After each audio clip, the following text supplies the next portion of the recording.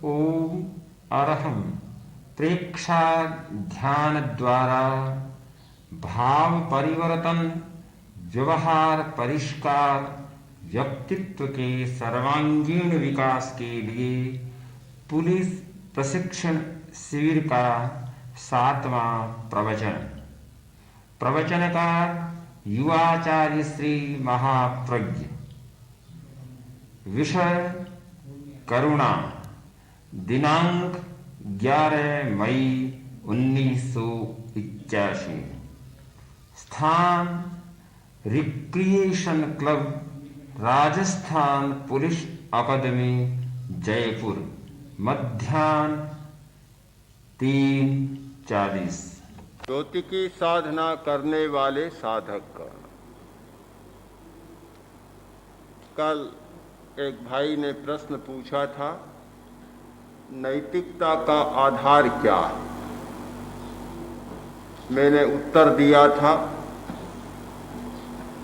उस उत्तर को आज विस्तार के साथ चर्चित करना चाहता हूं। नैतिकता का आधार है करुणा। क्रूरता और करुणा, ये दो हमारी वृत्तियां हैं। हर मनुष्य में दोनों वृत्तियां पाई जाती हैं, एक करुणा की वृत्ति, दूसरी क्रूरता की वृत्ति।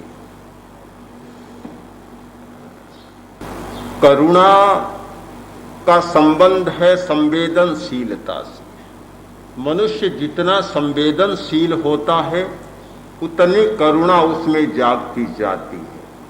जितना संवेदनहीन होता है उतनी क्रूरता बढ़ती जाती है। मेरे सामने एक प्रश्न आया कि क्या ध्यान के अभ्यास के द्वारा पुलिस कर्मियों को पराक्रमहीन और शौर्यहीन बनाना चाहते हैं। मुझे बड़ा आश्चर्य हुआ। क्या हमने शौर्य और क्रूरता को एक ही मान रखा है? शौर्य अलग वस्तु है और क्रूरता अलग वस्तु है। दोनों एक नहीं है, बहुत बड़ा अंतर है। दिन और रात से भी ज्यादा बड़ा अंतर है क्रूरता में और शौर्य में। शौर्य हमारा पराक्रम है, उसे कभी कम करने की बात नहीं आती। शक्ति को बढ़ाया जा सकता है, विकसित किया जा सकता है, पर कम करने की बात प्राप्त ही नहीं होती। क्रूरता एक अमानवीय दृष्टिकोण है, उसे कम करना बहुत जरूरी है। एक संस्कृत कवि ने बहुत सुंदर लिखा कि शक्ति परेशान परिपीड़नाय, विद्या विवादाय धनम मदाय, शक्ति परेशान परिपीड़नाय, खलश्च साधोर विपरीत मेतद ज्ञानाय दानाय च रक्षणाय। विद्या विवाद के लिए, धन अहंकार के लिए और शक्ति पर पीड़न के लिए। 3 बातें हैं। एक दुष्ट आदमी होता है, एक सज्जन आदमी होता है।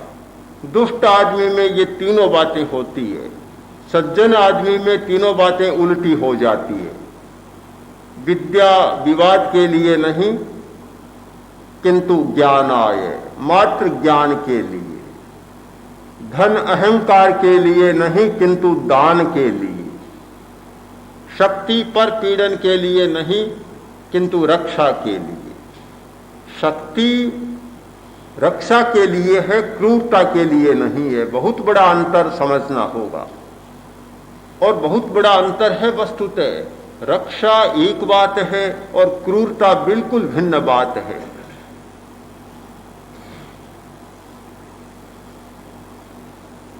दंड नीति का समाज के विकास के साथ साथ विकास हुआ था।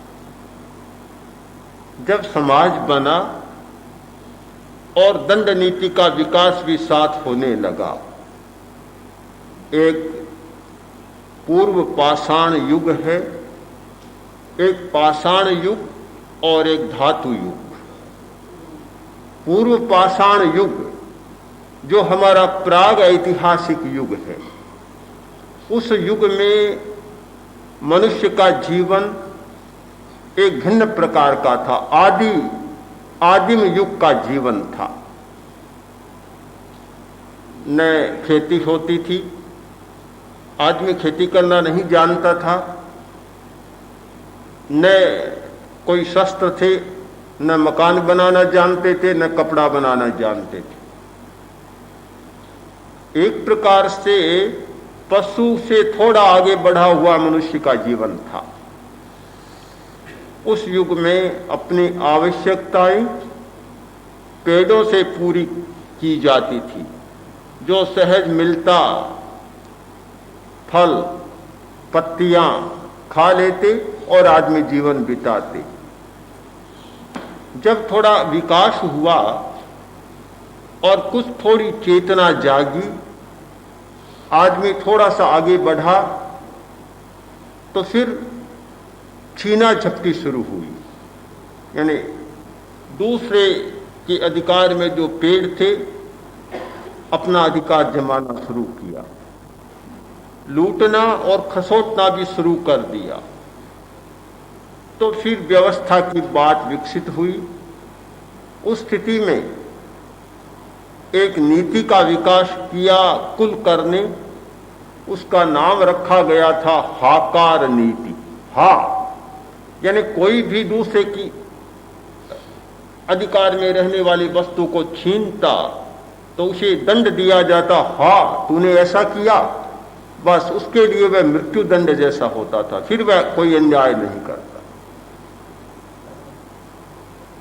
आगे बढ़ा, जैसे जैसे युग आगे बढ़ा, जैसे जैसे समाज विकास की प्रक्रिया आगे बढ़ी और मनुष्य में लोभ संग्रह की भावना बढ़ी, अपराध भी बढ़ने लगे। अपराध बढ़ने के साथ थोड़ी और छीना झपटी शुरू हुई, तो फिर माकार नीति का प्रवर्तन हुआ। कोई भी अन्याय करता, अनुचित काम करता, उसे कहा जाता ऐसा मत करो, बस वही बात समाप्त हो जाए। दंड नीति का तीसरा चरण आगे बढ़ा कि कुछ और मनुष्य अपराध में जाने लगा, तो फिर धिक्कार नीति का प्रवर्तन हुआ। धिक तूने ये काम किया, ये बहुत बड़ा एक दंड होता था। दंड अपने आप में कोई छोटा बड़ा नहीं होता, मनुष्य की मनोभावना पर होता है। एक आदमी के लिए तो धिक कहना बहुत बड़ी बात है, और एक आदमी की मनोवृत्ति ऐसी हो जाती है कि 1000 बार धिक्कार को कोई फर्क ही नहीं पड़ता, लगता ही नहीं कुछ, कोई फर्क नहीं पड़ने वाला। तो इस प्रकार की मनोवृत्ति थी उस समय, तो धिक्कार कहना तो बहुत बड़ी बात थी।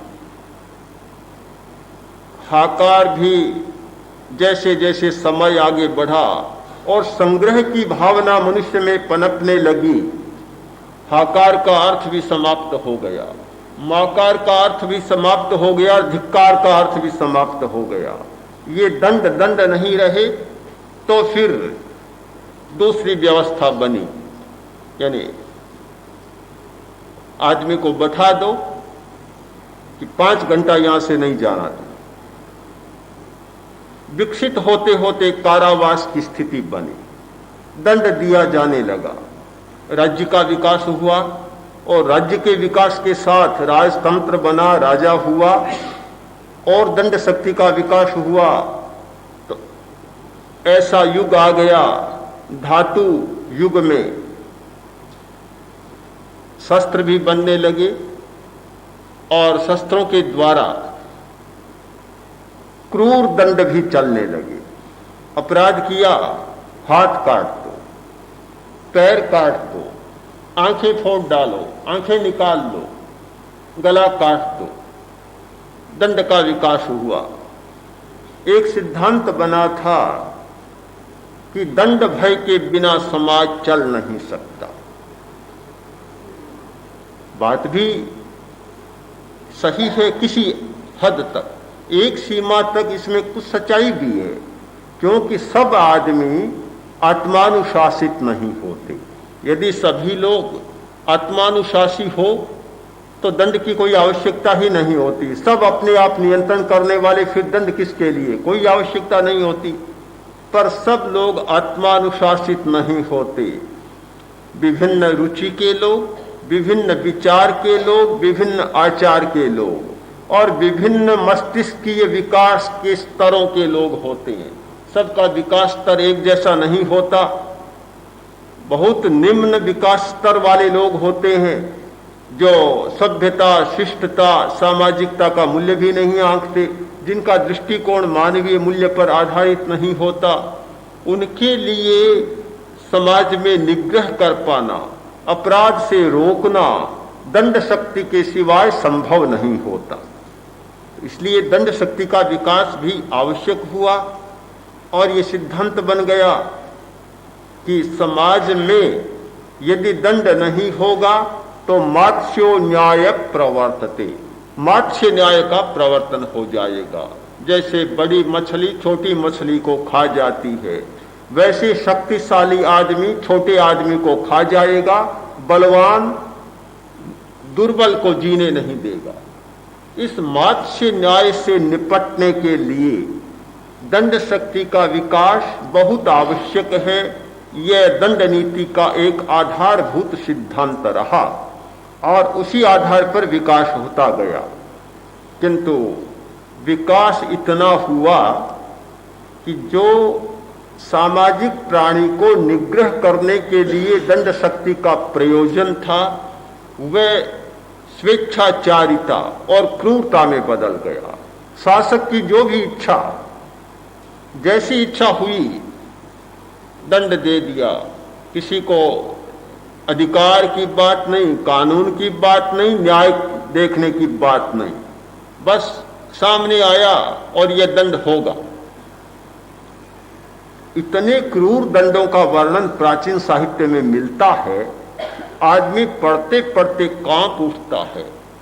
शीशा उकालो और आंख में शीशा डाल दो, गरम गरम शीशा, गरम गरम शीशा पिलाओ। इतने भयंकर दंड यहां मिलते हैं, आज तो उनकी कल्पना करना भी कठिन है।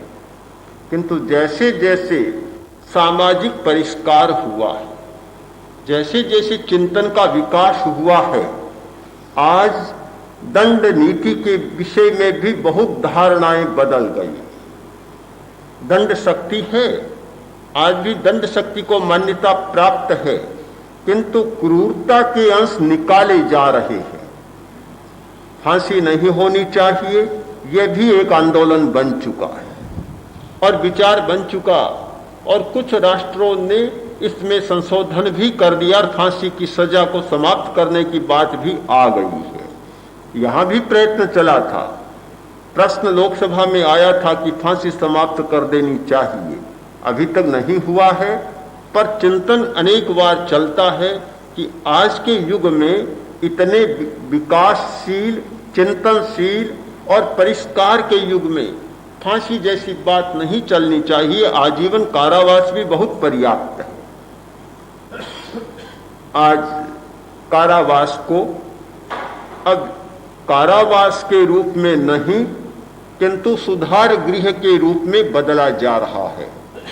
हमने देखा, बिहार में गए, आचार्य श्री की यात्रा हो रही थी, तो वहां कई बड़े नगरों की जेलों में हम लोग गए, अधिकारी साथ थे, सारा हमें दिखाया कि किस प्रकार आज जेलों को सुधार गृह के रूप में बदला जा रहा है।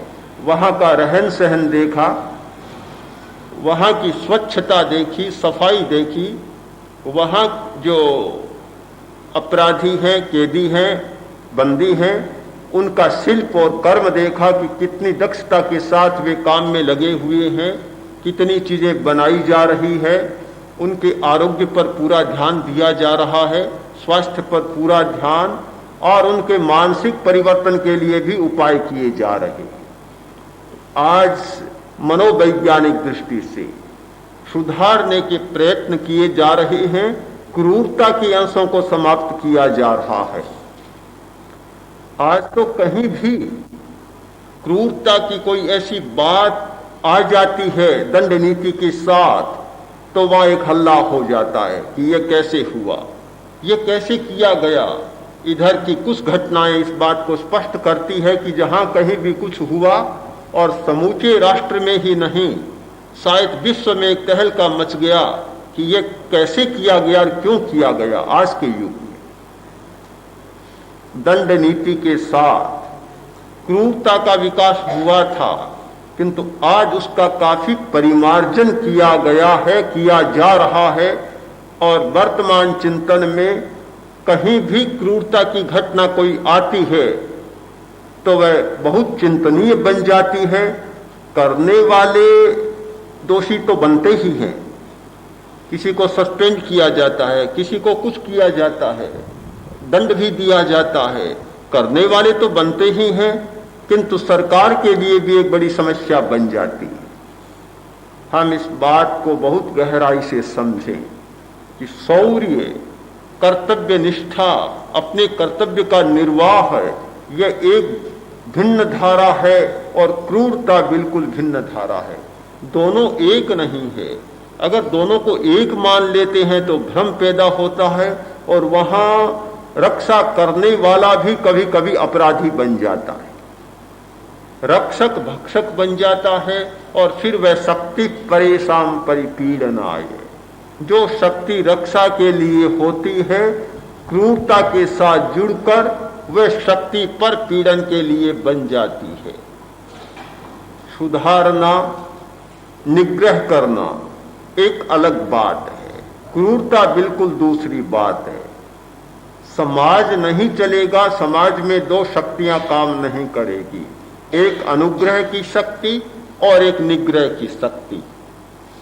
दुष्टस्य दंड सुजनस्य पूजा, दुष्ट को दंड देना और सुजन आदमी की पूजा करना, दुष्ट का निग्रह करना, अपराधी का निग्रह करना और भले आदमी पर अनुग्रह करना। ये दो शक्तियां नहीं होती है तो समाज नहीं चलता, इसे अस्वीकार नहीं किया जा सकता। दोनों बातें बराबर है, किंतु दंड में और निग्रह में कितना विवेक होना चाहिए ये बहुत आवश्यक है। विवेक नहीं होता कुछ भी नहीं होता, बात बहुत आगे बढ़ जाती है। आपने कहानी सुनी होगी कि पोपाबाई का राज, बहुत प्रसिद्ध है हमारे यहां, पोपाबाई का राज। ऐसा हुआ, एक आदमी जा रहा था और किसी के घर की भीत गिर गई, आदमी मर गया। पोपाबाई के सामने मामला आया कि अमुक सेठ की भीत गिर गई और यह आदमी मर गया। क्या बहुत अन्याय हुआ, बुलाओ सेठ को। सेठ को बुलाया, बुलाकर कहा कि तुम्हारी भीत से आदमी मर गया। कहा मर गया, जाओ फांसी पर चढ़ा। सीधा न्याय था। उसने सोचा बड़ी मुसीबत है, पर डर की बात नहीं थी, आखिर पोपाबाई का राज था, कोई डरने वाली बात नहीं थी। उसने कहा महाराज बात तो ठीक है, पर मैं क्या करूं, ये तो चेजारे का दोष है, उसने ऐसी कमजोर भीत बना दी, मेरा क्या दोष है। हाँ बात बिल्कुल ठीक कहते हो, चेजारे को बुलाओ। उसको बुलाया, बुलाकर कहा अरे इतनी कमजोर भीत बनाई, गिर गई और आदमी मर गया। वह बोला महाराज मैं क्या करूं, मेरा कोई दोष नहीं, ये तो जो चूना बनाकर गाढ़ा बनाकर लाया, पानी बहुत डाल दिया, गीला कर दिया, उसका दोष है, मेरा क्या। ठीक है छोड़ो इसको, बुलाओ उसको, पानी डालने वाले, चूना बनाने वाले को बुलाओ। उसको बुलाया, बुलाकर कहा तूने चूने में इतना पानी क्यों डाला, गाढ़े में इतना पानी क्यों डाला, जिससे कि इतनी कमजोर भीत बनती है और गिरती है, कोई आदमी मर जाता है। कि महाराज क्या करूं, मेरा दोष नहीं है। तो किसका दोष है। उस समय कोई ब्याह था, बाजे बहुत बढ़िया बज रहे थे, बहुत बढ़िया बाजा, और उस सुनने में लग गया, ध्यान नहीं रहा, पानी ज्यादा गिर गया। अच्छा ठीक है, इसको मुक्त करो, इसका दोष नहीं है, उस बाजे वाले को बुलाओ। इतना बढ़िया बाजा क्यों बजाता है? जिससे कि ध्यान बढ़ जाता है, ध्यान उधर चला जाता है और बड़ा अन्याय हो जाता है। बाजे वाले को बुलाया, कहा कि तुमने इतने अच्छे बाजे क्यों बजाए, बड़ा अनर्थ हो जाता है। बोला मैं क्या करूं, हम क्या करें, ये तो बाजे बनाने वालों का दोष है, इतने बढ़िया बाजे बना दिए, हम क्या करें। ठीक बात समझ में आ गई, तर्क समझ में आ गया, छोड़ो इसको, अब बाजा बनाने वालों को बुलाओ। कहीं भी अंत नहीं होता, बुलाते ही चले जाए, बुलाते ही चले जाए, कहीं समस्या का अंत नहीं होता। समस्या का मूल खोजना होगा। हम समाज व्यवस्था में दंड शक्ति के प्रयोग के द्वारा यदि ये चाहते हैं कि समस्या का अंत हो जाए, अंत नहीं होगा। समस्या का अंत किसी दूसरी दृष्टि से होगा, दूसरे प्रकार से होगा। समस्या का मूल खोजना होगा। केवल क्रूरता के द्वारा अपराध को नहीं मिटाया जा सकता और अपराधी का निग्रह नहीं किया जा सकता। मूल को पकड़ना है, हम मूल को खोजें। मूल क्या है? क्रूरता का मूल कारण है लोभ और अमानवीय दृष्टिकोण। लोभ क्रूरता का कारण है। बात स्पष्ट होगी, अनैतिकता वाली। एक आदमी खाने की वस्तुओं में मिलावट करता है। क्यों करता है? प्रश्न है हमारे सामने, क्यों करता है, किस लिए करता है? लोभ है और कोई कारण नहीं। वह किसी को मारना नहीं चाहता, दूसरों को सताना नहीं चाहता, पर लोभ के कारण ऐसा करता है। पशुओं के चारे में मिलावट कर देता है, हजारों गायें मर जाती है, हजारों भैंसें मर जाती है। क्यों करता है?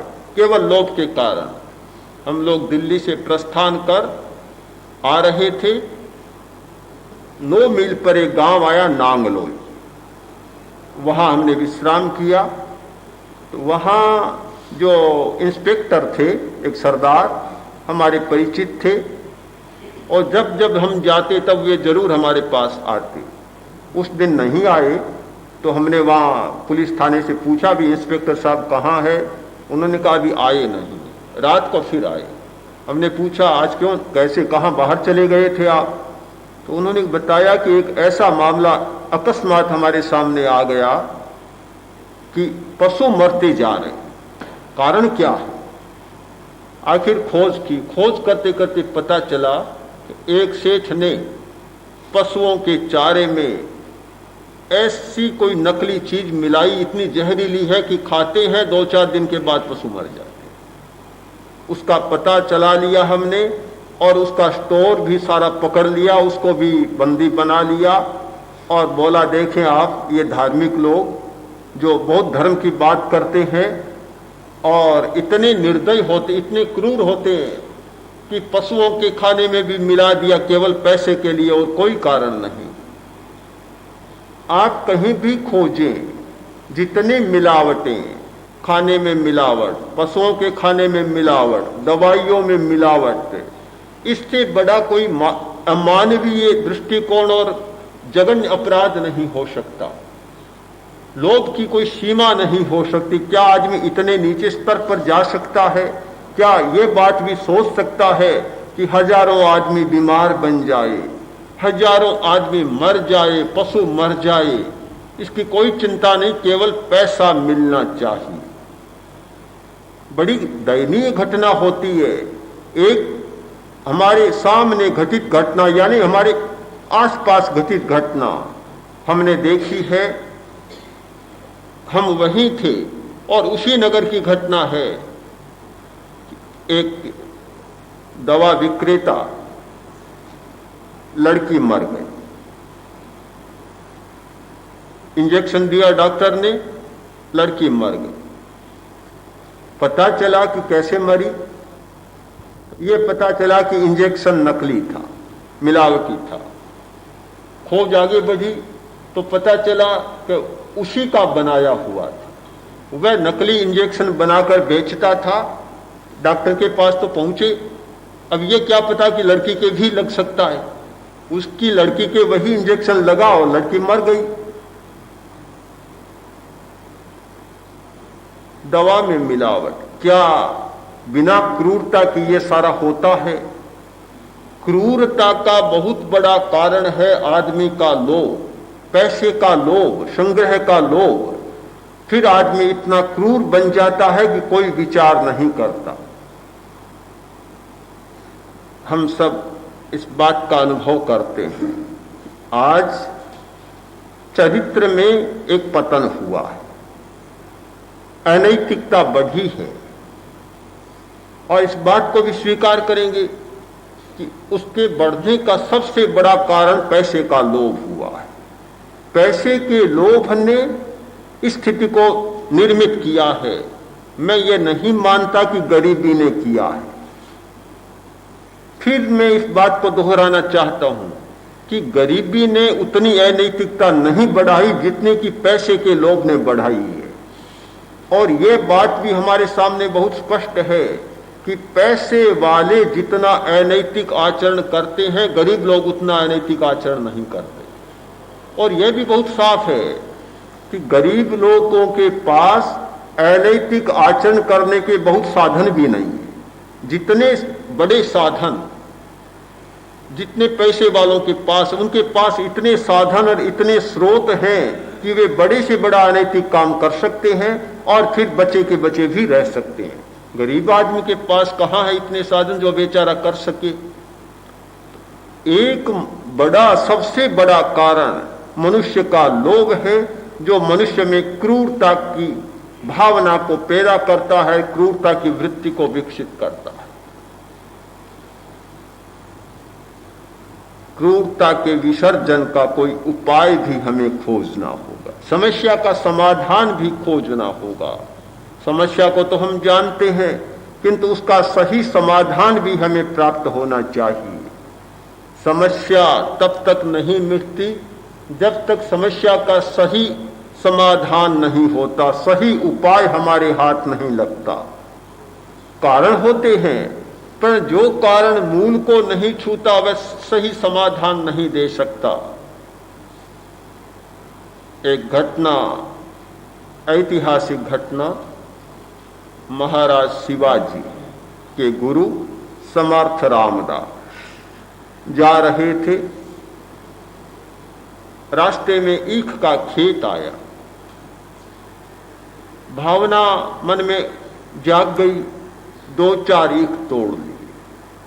और ईख के खेत ऐसे होते हैं कि लोग चलते चलते तोड़ भी लेते। तोड़ लिए। मालिक को पता चला। खेत का मालिक दौड़ा आया, कुछ भी नहीं सोचा, गुस्से में आ गया था। क्रोधांध व्यक्ति होता फिर पता नहीं चलता कि मैं क्या कर रहा हूं। यह भी बड़ा क्रूरता का कारण होता है। लोभ जितना बड़ा तो नहीं है, पर क्रोध भी क्रूरता का कारण बन जाता है। आवेश आता है तो आदमी भान भूल जाता है, अपने विवेक को खो देता है, मानसिक संतुलन नहीं रहता और फिर अकरणीय कार्य भी समय पर वह कर लेता है। क्रोध के आवेश में था और 2-4 चांटे जड़ दिए। अब भला शिवाजी के गुरु के मार देना, पीट देना उनको। बात आगे बढ़ी, शिवाजी तक पहुंची। बड़ा बुरा लगा। शिवाजी ने उस किसान को पकड़कर बुलाया। बैठे हैं, समर्थ रामदास बैठे हैं और वह सामने खड़ा है, कांप रहा है। महाराज शिवाजी ने कहा, तूने इतना बड़ा अपराध किया, बोल क्या दंड होना चाहिए। अब क्या बोले, वह तो कांप रहा है। पहले क्रोध में था और अब भय के आवेश में है। ये दो ही गतियां होती है। आदमी क्रोध में अनर्थ कर लेता है और जब सामने कोई स्थिति आती है तो फिर भय की स्थिति बनती है, फिर कांपने के सिवाय कोई बात नहीं होती। क्रोध का बड़ा परिणाम भुगतना पड़ता है भय और प्रकंपन। कांप रहा था। शिवाजी बिल्कुल आवेश में थे और बोले कि इसको फांसी की सजा होनी चाहिए। समर्थ रामदास ने कहा, शिवा नहीं हो सकता, तुम इसको दंड नहीं दे सकते, इसको दंड मैं दूंगा। अब शिवाजी उसके सामने, गुरु के सामने क्या बोलते, मौन हो गए। तो समर्थ रामदास ने कहा, इसको दंड देना है? शिवाजी ने कहा, हाँ महाराज देना है, मैं देता हूं, स्वीकार करोगे? का क्यों नहीं, आपका दंड तो मुझे स्वीकार होगा। जाओ इसको 5 बीघा जमीन और दो, ये दंड। सारे लोग देखते रह गए, ये भी भला कोई दंड होता है? 5 चांटे मारे और 5 बीघा जमीन दे दो। अच्छा होता 10 मारता तो 10 बीघा जमीन मिल जाती, यह भी कोई दंड होता है? बड़ी विचित्र बात होगी। बात समझ में नहीं आई, शिवाजी के समझ में नहीं आ सकती थी यह बात, क्योंकि उनका चिंतन दूसरे प्रकार का था, दंड शक्ति में विश्वास करते थे। और समर्थ रामदास गुरु थे, उनका चिंतन दूसरे प्रकार का था। शिवाजी ने कहा, महाराज बात समझ में नहीं आई, आप कहेंगे मानूंगा, पर आखिर समझना तो चाहिए। उन्होंने कहा, देखो ये बेचारा गरीब आदमी, अगर गरीब नहीं होता तो 2-4 ईख के लिए ऐसा व्यवहार नहीं करता, गरीबी के कारण ऐसा व्यवहार किया है, तो इसके अपराध को मिटाना है, इस समस्या को समाधान देना है, इसकी गरीबी को मिटा दो, 5 बीघा जमीन दे दो, फिर यह ऐसा व्यवहार कभी नहीं करेगा। यह होता है समस्या का समाधान, और समस्या के समाधान का सम्यक उपाय। हम लोग मूल कारण की खोज नहीं करते, और मूल कारण तक पहुंचे बिना कभी समस्या को समाधान नहीं मिलता। क्रूरता की समस्या को मिटाने का सबसे सम्यक उपाय है मानवीय दृष्टिकोण का विकास। हमारा मानवीय दृष्टिकोण बने। पुरानी भाषा में, ग्रंथों की भाषा में कहा जाता है आत्मौपम्य दृष्टि का विकास, यानी प्रत्येक प्राणी को अपने समान समझो। उसी को आज की भाषा में कहा जा सकता है मानवीय दृष्टिकोण का विकास। हमारे एक दृष्टिकोण का विकास होना चाहिए कि हम सब मनुष्य हैं, मैं भी मनुष्य हूं, सामने वाला भी मनुष्य है, और मनुष्य को मनुष्य की दृष्टि से हम देख सकें। इस दृष्टि का विकास आज बहुत जरूरी है सामाजिक जीवन में। जब तक हमारा मानवीय दृष्टिकोण का विकास नहीं होगा, क्रूरता समाप्त नहीं होगी, हमारा व्यवहार नहीं बदलेगा। हम दूसरे आदमी के प्रति बहुत क्रूर व्यवहार कर लेते हैं। एक मिल मालिक मजदूर के प्रति क्रूर व्यवहार करता है, एक सेठ अपने कर्मचारी के प्रति क्रूर व्यवहार करता है, एक बड़ा अफसर छोटे अपने कर्मचारी के प्रति या छोटे अफसर के प्रति भी क्रूर व्यवहार करता है। सब जगह क्रूर व्यवहार करता है। इसका कारण कि बड़प्पन और छुटपन, ये 2 धाराएं बन गई। ये बड़ा है, ये छोटा है। बड़ा छोटे के प्रति क्रूर व्यवहार कर सकता है। एक आदमी पशु के प्रति क्रूर व्यवहार करता है। मैं यहां की स्थिति देखता हूं, बड़ा विचित्र लगता है। जिस गाय से दूध लेना है और उसी गाय को पीटना है, ऐसा पीटते हैं कि गाय भागती चली जाती है, दौड़ती, पीछे से गुस्से में आया हुआ आदमी लाठियां बरसाता चला जाता है। अरे जिस गाय से दूध लेना है उसे पीटने से दूध कहां रहेगा, सूख जाएगा। कितना अज्ञान है हमारा कि दूध भी प्रेम के बिना नहीं लिया जा सकता। जिन लोगों ने इस सच्चाई को समझा है, गायों के लिए कितनी सुंदर व्यवस्थाएं की है, उनको रहने के लिए मकान बनाए हैं, पंखे चलते हैं, कहीं कहीं वातानुकूलित मकान है, एयर कंडीशन मकान उनके लिए, रेडियो बज रहा है, संगीत की ध्वनियां निकल रही है। ये सारा किस लिए?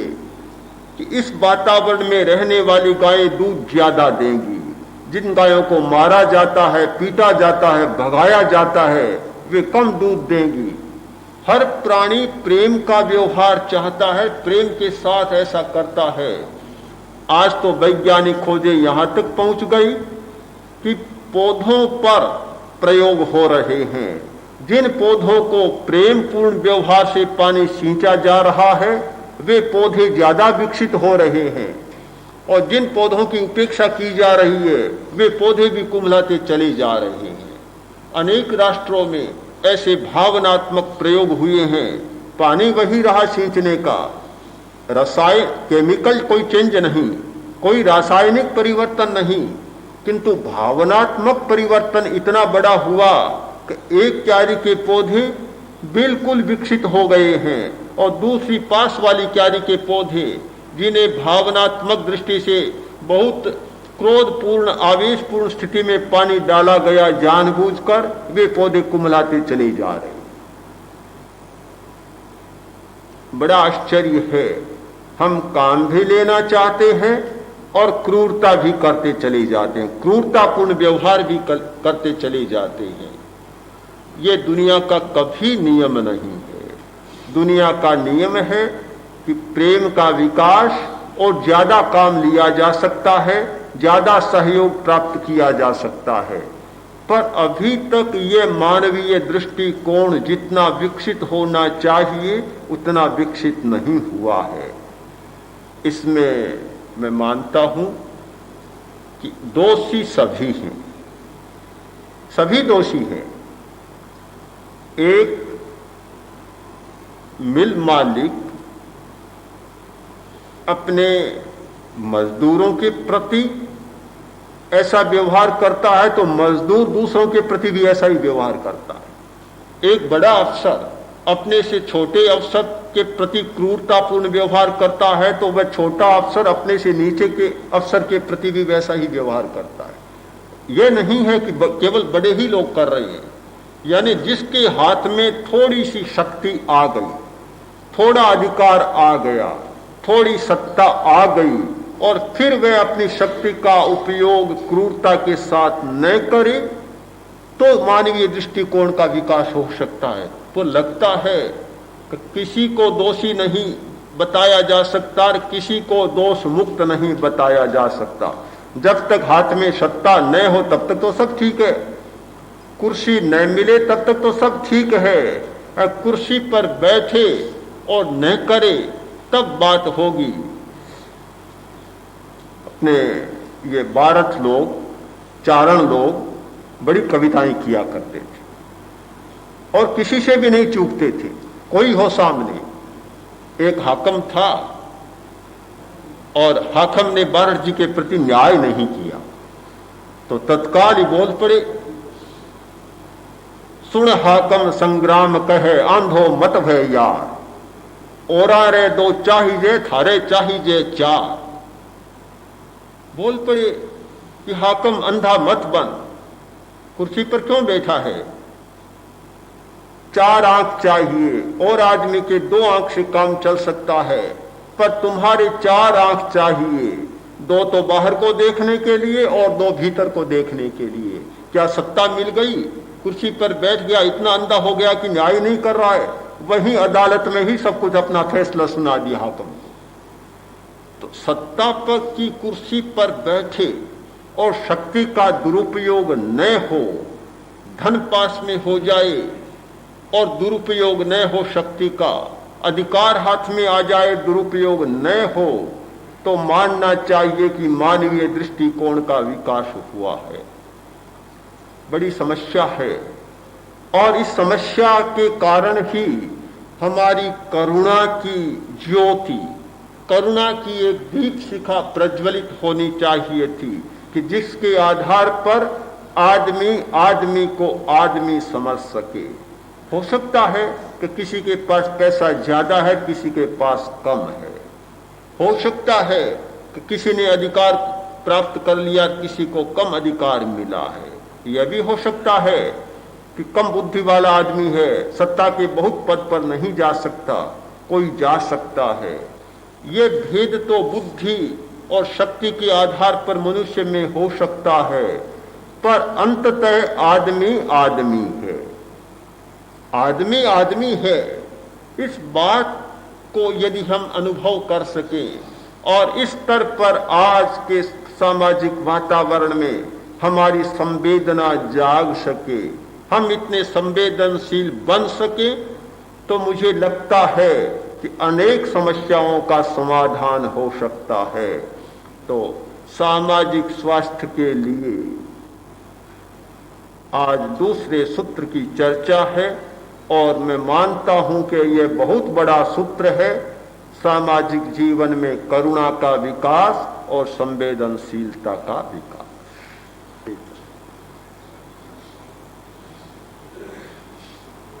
एक आदमी ने किसी का हाथ काट दिया, किसी का कुछ कर दिया, ये सारे व्यवहार क्रूरता के व्यवहार हैं, क्योंकि किसी भी आदमी को यह अधिकार नहीं होता कि किसी का हाथ काट डाले।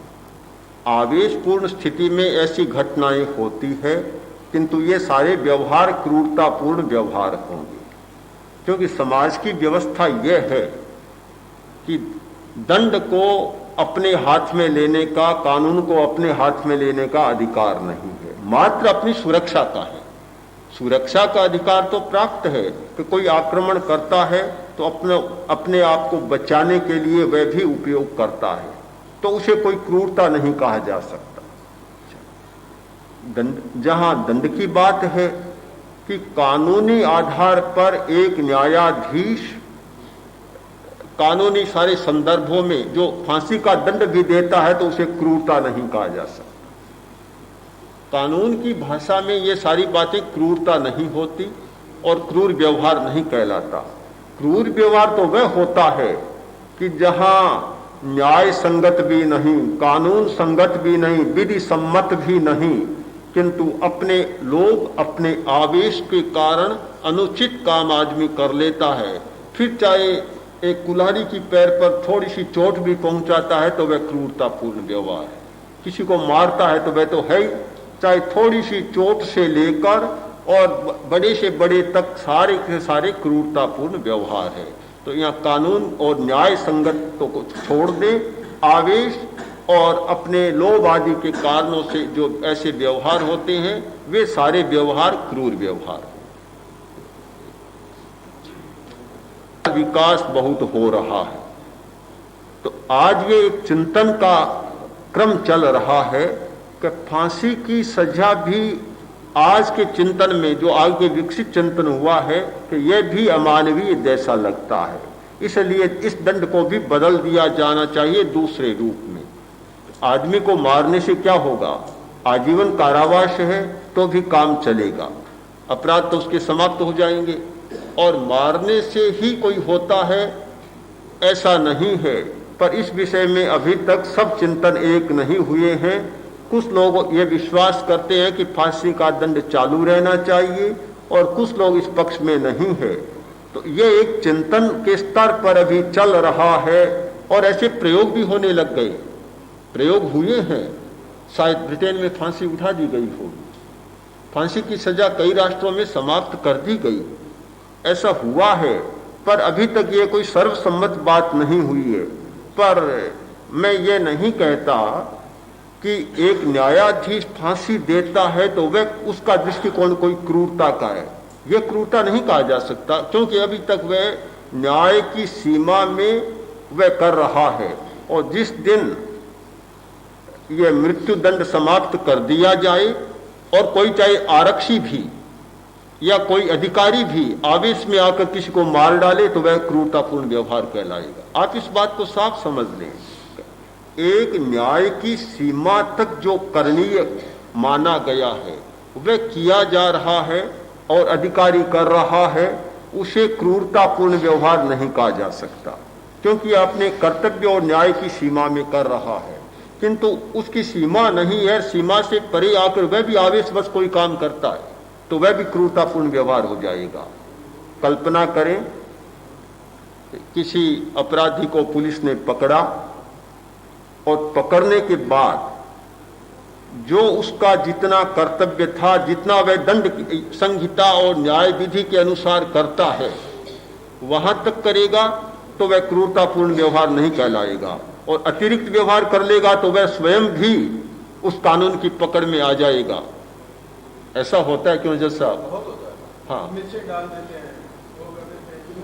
हाँ, हमारे सेशन जज साहब बैठे हैं, इनके सामने तो केस आए होंगे।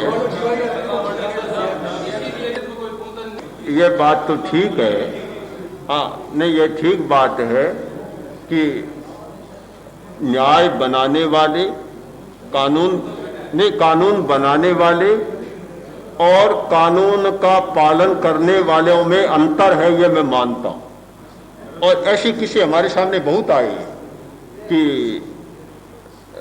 दूसरी बात आपके सामने कहना चाहता हूं, हम लोग जब दिल्ली में थे तो अनुव्रत आंदोलन का आंदोलन में एक प्रयोग चल रहा था, मिलावट विरोधी अभियान का।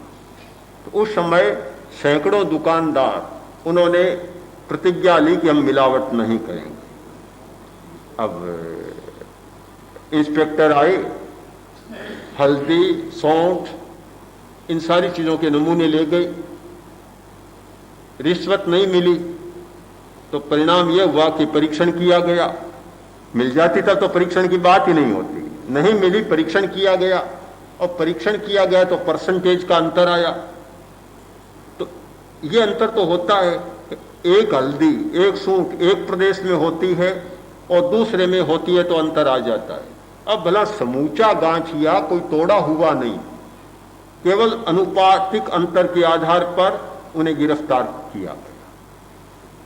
तो बात आगे बढ़ी तो फिर एक कॉन्फ्रेंस की गई, उसमें उस समय सुशीला नैयर स्वास्थ्य मंत्री थी और अधिकारी संबद्ध लोग, उन सबको उसमें आमंत्रित किया गया, सब लोग आए, चर्चा चली। तो बात यही हुई कि अब कानून बनाने वाले और कानून का पालन करने वालों में बड़ी एक दरार है, बड़ी खाई है। अब एक गाय का दूध, दूसरी गाय का दूध, अब वह परीक्षण पर जाता है तो दोनों में बहुत ज्यादा अंतर आता है, फेट में और सारे तत्वों में अंतर आता है। अब भला कोई मिलावट न भी करे, अब मौलिक अंतर है, उसका बेचारा वह क्या करेगा? तो इस समस्या पर विचार हुआ कि कुछ ऐसा होना चाहिए कि कानून बनाने वालों के सामने यथार्थ की समस्याएं होनी चाहिए, कि वे यथार्थ की समस्याओं को सामने रखकर और कानून बना सके। इस कठिनाई को मैं मानता हूं कि यह कठिनाई जो आप कह रहे हैं वह वास्तव में है, कि शायद दोनों के अनुभव अलग अलग स्तर पर है, पर आप यह भी जानते हैं कि आप लोग भी फंसते तो हैं, समय समय पर फंसते हैं, यह भी तो होता है। और इसीलिए होता है कि एक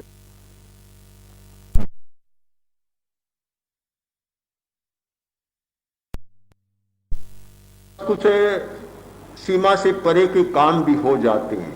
तो अभी हमारी चर्चा में जो मूल बात पर ध्यान केंद्रित करना वह इतना, क्योंकि यह कानून की समस्या, यह समस्या का समाधान तो किस स्तर पर होगा, कब होगा, लंबी बात है, मैं ये नहीं कह सकता, पर इतना अवश्य है, हम इस बात को इतने अर्थ में आप लोग भी लें और सोचें कि एक बात का अभ्यास जरूर करें कि हमारे सामने कठिन कर्तव्य आते हैं, और पुलिस का मैं मानता हूं सबसे ज्यादा कठिन काम है, क्योंकि समाज से सीधा प्रशासन का संपर्क है तो पुलिस का है सबसे आगे। जैसे कहते हैं कि म्याऊं के सामने कौन जाए, चूहों ने सभा की कि बिल्ली बहुत सताती है, डर लगता है, तो आज तो इसको मजा चखाना चाहिए, बड़ी सभा हुई, फिर आखिर प्रश्न आया कि म्याऊं के सामने कौन जाएगा, हाँ घंटी कौन बांधेगा, कोई तैयार नहीं हुआ।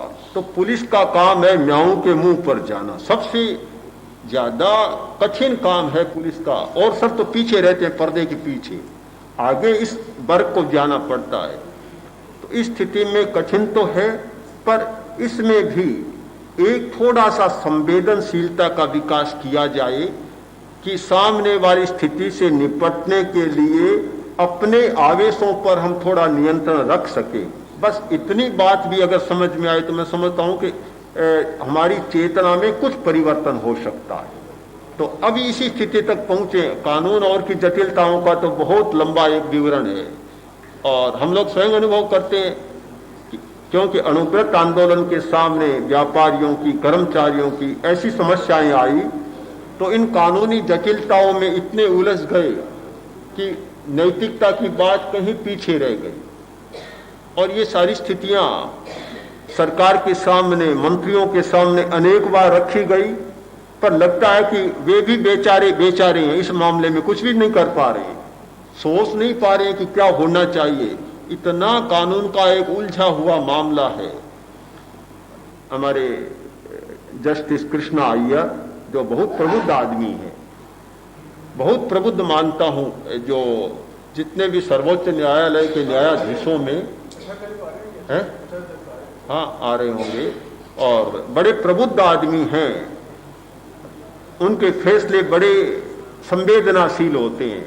तो उन्होंने लिखा अपने एक फैसले में, और वे भी आपकी तरह प्रेक्षा ध्यान में बैठे हैं बहुत बार वहां दिल्ली में, तो उन्होंने हमें बताया भी, उन्होंने लिखा भी है कि हम न्यायाधीश केवल कानून की भाषा पर चल रहे हैं और जो समाज में संवेदनशीलता का विकास होना चाहिए उस आधार पर नहीं सोच रहे हैं, तो इससे कोई न्याय हो सकेगा ऐसा मुझे नहीं लगता। उन्होंने बहुत साफ साफ लिखा है। तो अभी मैं कानून की, न्याय की जटिलताओं की चर्चा तो नहीं करना चाहूंगा, और वह तो बहुत आगे की और बड़े ऊंचे स्तर की बात है।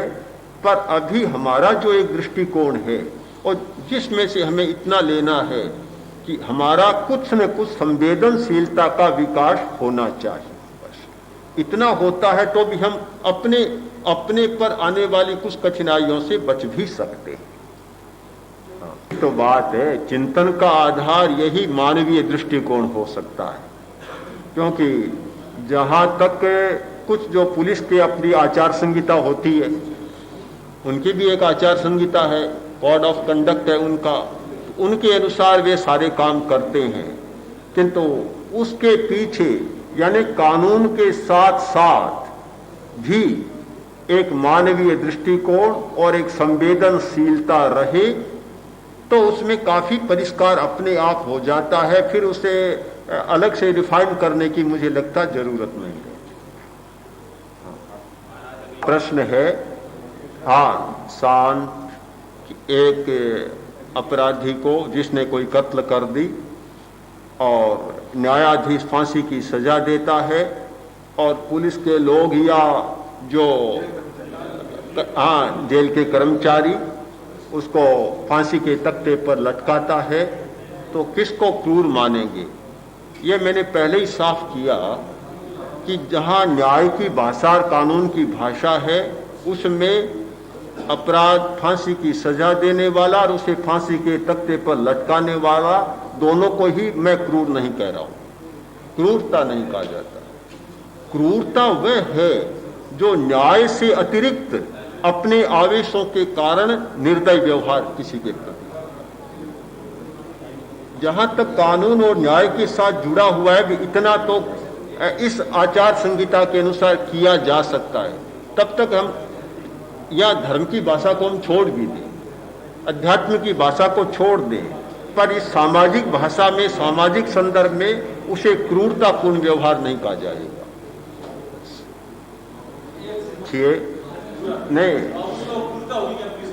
नहीं, आप इस बात को ज्यादा जानते हैं मुझसे, हम तो नहीं जानते। आप ज्यादा जानते हैं कि आपकी सीमा कहां तक है, कहां आपकी सीमा समाप्त होती है, इस बात को तो आप जानते हैं। बस आप अपनी सीमा से परे कोई काम करते हैं तो वह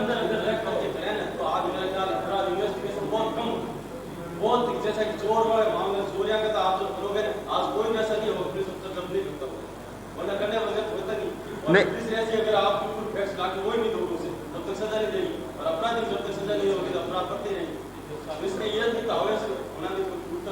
नहीं, मैं कहता हूं आपकी सीमा तक आपका आवेश होता है तो मैं उसे क्रूरतापूर्ण व्यवहार नहीं कहता। क्रूरतापूर्ण आप अपनी सीमा से परे करते हैं तो आपके लिए भी क्या कठिनाइयां नहीं होती कि आप स्वयं जानते हैं।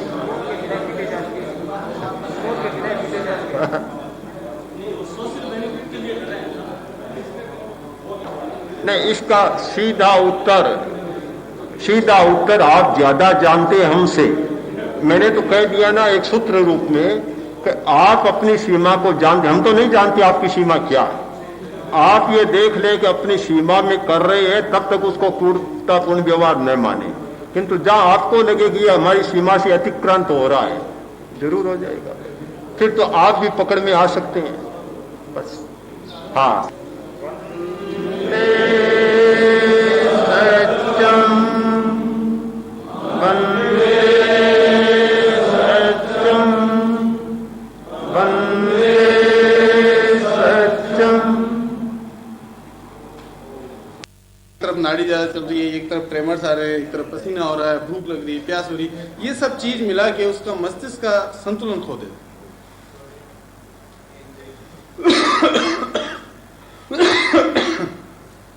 दूसरा है कम बनना, हाइपोथायरॉयडिज्म। हाइपर मीन्स ज्यादा, हाइपो मीन्स कम। हाइपर और हाइपो दो शब्द। हाइपर मीन्स ज्यादा, हर चीज कम। हाइपोथायरॉयडिज्म कम। सुनने में शरीका लगता है लेकिन दोनों में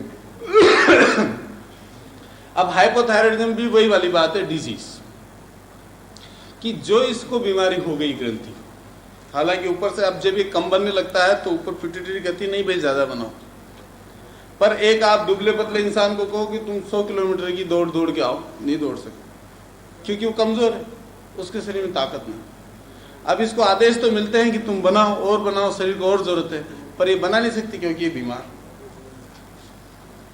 जब ये बीमार है और ये जब चीज को नहीं बना सकती, तो इसका मतलब शरीर में जो खाद्यान्न आए हैं भोजन से पचे होके, उनका प्रॉपर उसको बोलते हैं यूटिलाइजेशन या मेटाबॉलिज्म, प्रॉपर मेटाबॉलिज्म नहीं हो पाता। शरीर मोटा होने लग जाता है, शरीर बढ़ने लग जाता है, आदमी मोटा हो जाता है, काम करने की इच्छा नहीं होती, सुस्त पड़ा रहता है, आंतें कमज़ोर हो जाती है, इससे कब्जी भी रहती है, गैस बनने लग जाती है, नाड़ी धीरे हो जाती है, शिथिल पड़ जाती है। उसमें देखा होगा कि उसमें नाड़ी तेज चलती है, इसमें नाड़ी शिथिल होने लग जाती है। और वही फिर दूसरी बातें हैं कि औरतों में माहवारी में खराबी आने लग जाती है, पुरुषों में सेक्स एक्ट्स नहीं हो पाते हैं क्योंकि उसमें भी कमजोरी आ जाती है। तो ये ग्रंथियों के काम है। इसके लिए अब हम लोग तो आजकल हार्मोन्स खूब आते हैं, तो ये सब बीमारियां इलाज का भी है, पर इन सब का मानसिक उस पर बड़ा प्रभाव पड़ता है। सबसे बड़ी बात है आप लोगों की ये है, तो कोई बीमारी होना, कोई मानसिक संतुलन नहीं खोना चाहिए। भाई ठीक है बीमारी है, इसका इलाज हो जाएगा, ऐसी कोई बात नहीं। पार्डन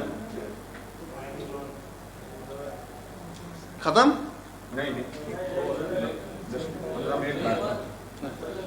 नहीं, वैसे हमारी टॉक भी खत्म हो गई, और आप लोग चाहें तो मैं तो ये कहूँगा कि आपको क्वेरी है, आपके दिमाग में कोई ऑब्जेक्शन है या कोई बात आपको पूछनी हो, तो मैं आपके शंका का समाधान करने के लिए आप प्रश्नोत्तर के रूप में आप पूछिए, कुछ बात स्पष्ट नहीं हुई हो तो अब इस इसका थायराइड से नहीं होता है। आदमी की लंबाई का संबंध एक तो ग्रोथ हार्मोन से होता है, दूसरा किस माता पिता से वो पैदा हुआ है। अगर उसके माता पिता लंबे हट्टे कट्टे चौड़े हैं तो बच्चा भी यूजुअली लंबा हट्टा कट्टा होता है। उसके माता पिता छोटे हैं ठिगने हैं तो बच्चा भी यूजुअली छोटा ठिगना होता है। इसे बोलते हैं हेरिडिटरी जेनेटिक्स। पर जो ग्रोथ है, सर्वांगीण विकास जिसको बोलते हैं शरीर का, एनाटॉमिकली एंड फिजियोलॉजिकली, वो ग्रोथ हार्मोन पे डिपेंड करता है। तो इसका संतुलित विकास, उंगली की जगह उंगली, अगर ये मिडिल फिंगर लंबी है तो ये लंबी होनी चाहिए, ये छोटी है तो ये छोटी होनी चाहिए, ये उंगली और भी छोटी है तो छोटी होनी चाहिए, अंगूठा ऐसा है तो इसका आकार ऐसा ही होना चाहिए। ये ग्रोथ हार्मोन पे डिपेंड करता है।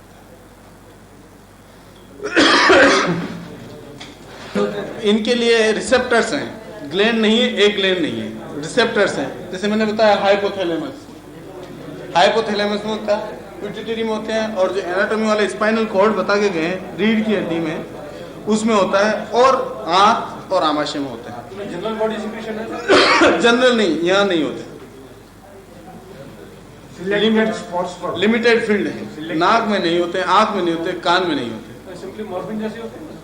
बिल्कुल मॉर्फिन रिसेप्टर्स हैं। ये पाया गया है कि जैसे मॉर्फिया दिया और उसकी एंटीडोट है कि मॉर्फिया असर कम नहीं करे, नेलोक्सोन इंजेक्शन दिया, मॉर्फिया दिया तो उसका इफेक्ट वेनिश होता है। इसी प्रकार से एंडोर्फिन्स का इफेक्ट भी नेलोक्सोन वेनिश कर देते हैं। और जब केमिकली इसका देखा गया, विश्लेषण किया गया, तो ये मॉर्फिया से काफ़ी सिमिलर है। इसको ओपिएट्स भी बोलते हैं, ओपियोइड्स भी बोलते हैं, एल्कलॉइड। इसलिए इसका एंडोर्फिन, इसमें अलग अलग तरह के होते हैं, मेट एनकैफ्लिन, ल्यू एनकैफ्लिन। तो आप लोगों को उसमें ज़्यादा डिटेल की बात नहीं है, वो टेक्निकल हो, इसलिए मैंने उसको ज़्यादा बताया नहीं। तो इसलिए बताया कि सब जानते हैं अफीम क्या चीज़ है। छोटी उम्र में सफेद बाल होते हैं। हाँ, सफ़ेद बाल होने के कई कारण।